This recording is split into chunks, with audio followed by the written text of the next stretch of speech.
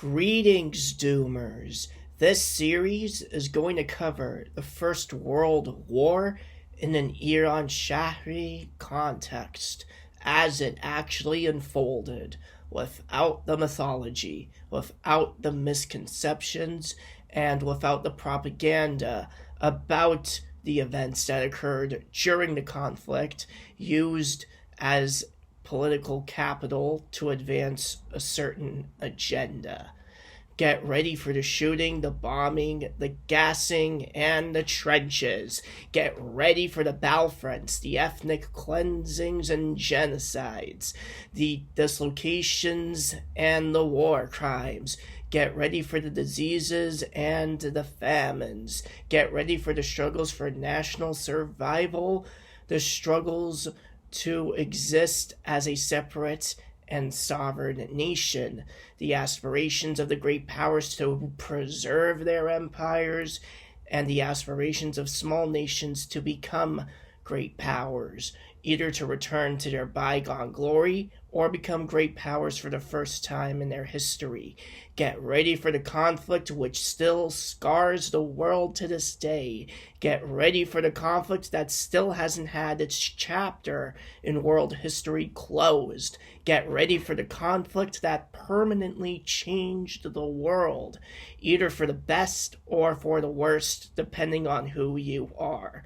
Also stay tuned for special episodes that will be dropped complementary to this series about certain historical figures or events related to it, as there's a lot to talk about relating to First World War, along with the prelude and epilogue to it, that everything couldn't fit or reach the scope of just one video. One of the major reasons this video took so long to drop was because I was debating what to include and what to omit in the series, and then I decided instead of 1 or 2 hours, I'll split the content into episodes. Here we go, the moment you've all been waiting for.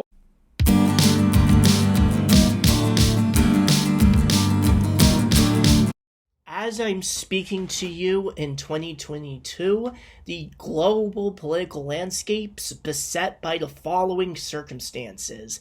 The Balkan states and the Arab world both being anxious about the rise of a neo-Ottoman empire under Erdoganist Turkey. Uprisings in Iran that started under the slogan, "Rest in peace, Reza Shah," and Afghanistan finally free from foreign domination and under indigenous rule. A Europe with a continent-wide customs union that certain countries want to leave or have already left. A German-dominated European mainland. An Arab world desperately seeking unity in spite of its artificial borders.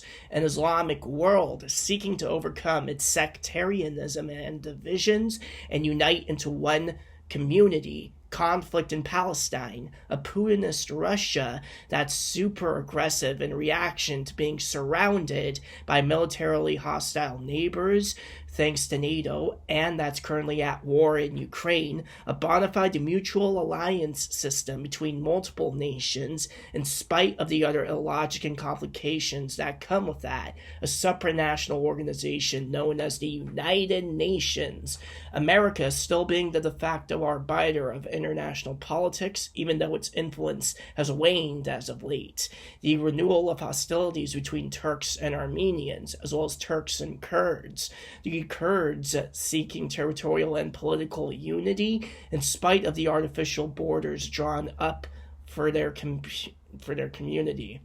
And finally, foreign meddling and intervention in everywhere from Syria to Iraq to Iran to Israel to Ukraine to Georgia to Venezuela, etc., etc. Those are just some of the highlights.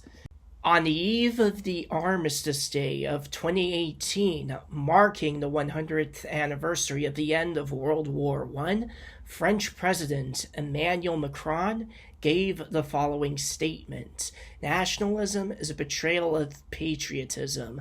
I know these are old demons coming back to the surface. The context?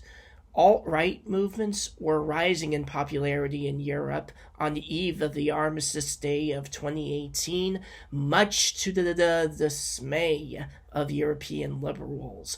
Fast forward to 2022, they're still popular there. Some further context. If any of you passed grade school, the explanation you were probably given for why World War I went down was the big bad N-word. That's utter cap. More on this in future episodes. For now, this is where I end my dissertation. Thank you for watching.